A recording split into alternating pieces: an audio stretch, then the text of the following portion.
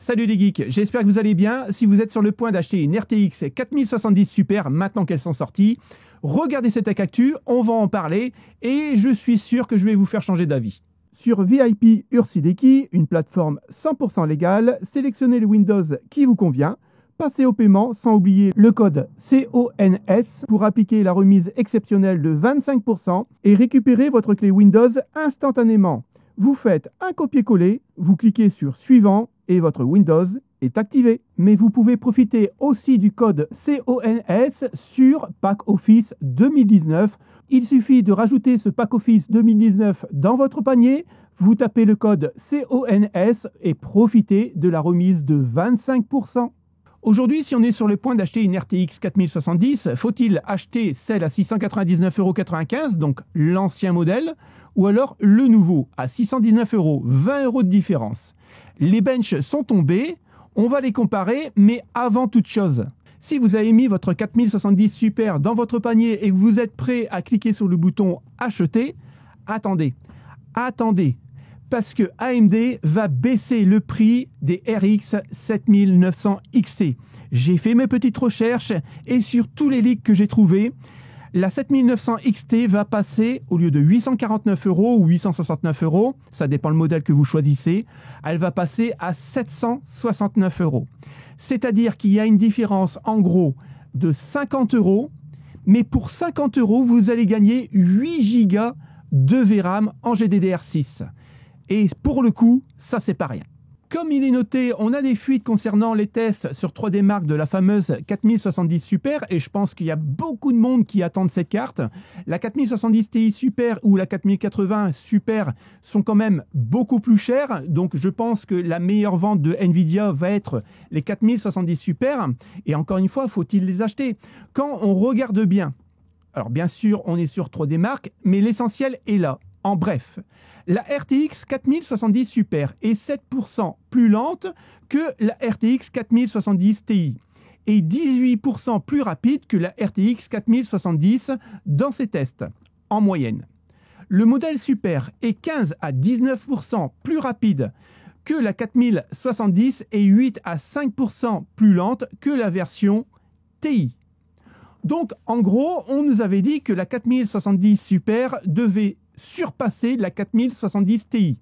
Bon, pour définir, c'est encore un effet d'annonce et ce n'est pas le cas. Mais ce qui est vraiment très intéressant, c'est qu'elle est quand même plus rapide de 18% par rapport à une 4070 qui coûte actuellement 20 € de moins. Donc, en gros, ça fait 1% pour 1 €. Maintenant, si on analyse bien le tableau des tests sur 3D Mark, on peut remarquer que la 4070 Super talonne de près la 4070 Ti. Et ça, c'est vraiment pas mal parce que la 4070 Ti, pour rappel, est à 930, 950 €, voire un peu plus sur certains modèles. Donc là, on a quand même quasiment 200 € de différence. Et ça, c'est plutôt cool. Maintenant, il est vrai qu'on a une belle différence de perf par rapport à la 4070. Maintenant, si on prend Port-Royal en 1440p, on voit bien qu'on est encore une fois à la limite de la 4070 Ti. On a en gros 900 points de différence. Mais on peut remarquer aussi qu'on gagne quasiment 2000 points sur la 4070 de base. Et on peut remarquer que dans tous les tests sur 3D Mark, même en 4K, la 4070 Super fait son job, puisqu'elle fait 10 075 points et la 4070 Ti, elle, fait 10 921 points. Donc on est encore une fois au coude à coude. Là où il y a une grosse comparaison, c'est en 4K, puisque la 4070 de base fait 8502 points. On voit vraiment qu'on a une augmentation de plus de 1500 points. Et ça, c'est pas mal. Quand on reprend ici le First Strike en 1080p, la 4070 Super, on est à 49 653 points. On a une énorme différence puisque la 4070 de base, 43 164 points. Et encore une fois, on a un léger coude à coude, on va dire, à 53 761 points pour la 4070 Ti qui se débrouille mieux. Et ce qui est tout à fait normal. Et quand on reprend le dernier test en 4K et en Ultra, eh bien encore une fois, la 4070 Super fait 12 199 points et 13 329 points pour la 4070 Ti. Aujourd'hui, si vous êtes un fanboy de Nvidia et qu'il vous faut absolument une RTX 4070, et si on analyse bien tous les infos qu'on a reçues cette semaine, il n'y en a qu'une à acheter. La 4070 Ti, elle est trop chère par rapport au prix performance, puisqu'elle est vraiment talonnée par la RTX 4070 Super. Et bien sûr, la 4070 de base que tout le monde connaît, eh bien aujourd'hui, elle est vraiment trop chère, encore une fois, par rapport au prix performance.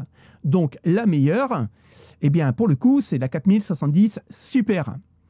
Mais je vous rappelle, si vous n'avez pas d'œillère, la RX 7900 XT, et je ne suis pas rémunéré sur les ventes, va baisser de prix et encore une fois, vous aurez plus de VRAM et pour l'avenir, c'est quand même mieux. Et maintenant qu'on a vu que la 4070 Super était vraiment super, pour le coup, c'est pas super pour nous. Parce que Maxence propose une RTX 4070 Super en double PCI 8 broches. Ça évite que les connecteurs d'alimentation spécial Nvidia, les 12 VHPWR, crament. Mais malheureusement, c'est que sur le marché chinois. Alors, honnêtement, s'il nous arrive à faire des doubles PCI 8 broches pour la 4070 Super de la marque Maxence, je pense que Nvidia pourrait nous faire directement des PCI 8 broches sur toutes les cartes graphiques du groupe Nvidia. Ça éviterait qu'on ait des soucis par la suite. Et encore une fois, avant d'acheter la 4070 Super, il faudra prendre en compte la nouvelle carte qui va débarquer de chez AMD en Europe, la 7900 GRE.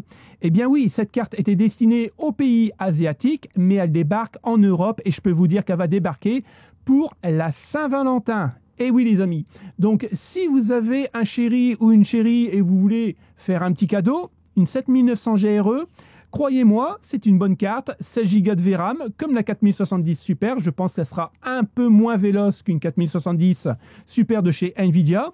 Mais attention, quand je vais vous dévoiler le prix, vous allez vraiment tomber de haut. Cette carte n'est pas magnifique. Du moment où vous la mettez à la verticale avec les pales comme ça, illuminées RGB, je la trouve vraiment tip top. Là, c'est la Challenger. Rappelez-vous, j'avais fait une Challenger Intel A580. D'ailleurs, c'est David B qui l'a gagnée. Et pour le coup, ça ressemble vraiment à celle d'Intel. Alors, on a un peu de RGB ici, mais pas grand-chose. En même temps, vous allez voir le prix, elle est moins chère.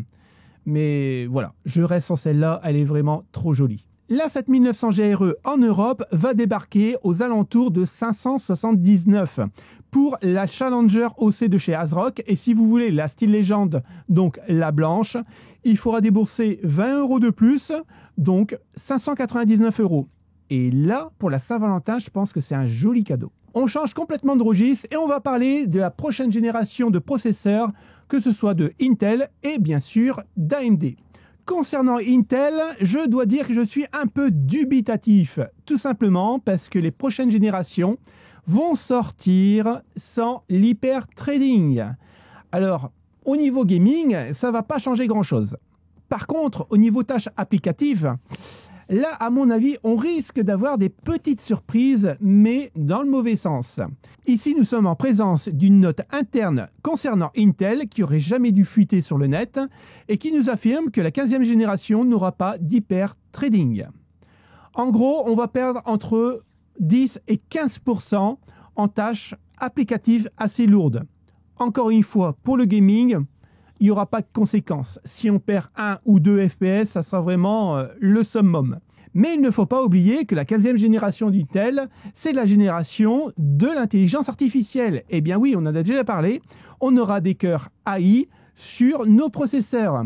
Il faut savoir que pour compenser l'hyper-trading, qu'on n'aura plus de base, eh bien en fait, tous les cœurs des processeurs vont avoir 3 MO de cache L2 par cœur.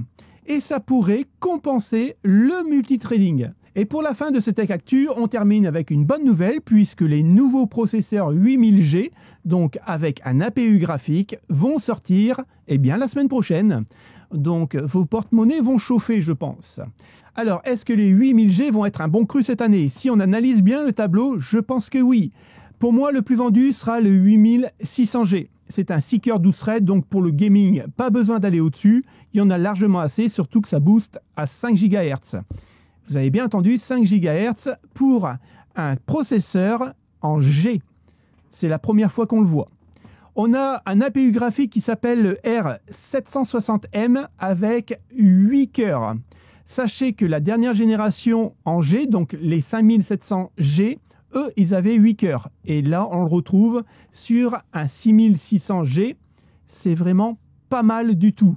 L'horloge pour cet APU, on est à 2,8 GHz. C'est quand même pas mal.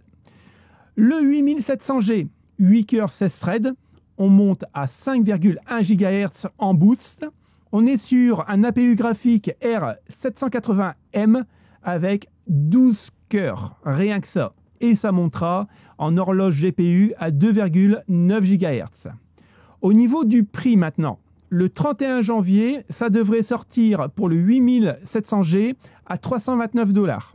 Ce qui est quand même assez raisonnable, je trouve, à mon goût. Tandis que le 8600G, lui, coûtera 229 $, donc 100 $ de moins.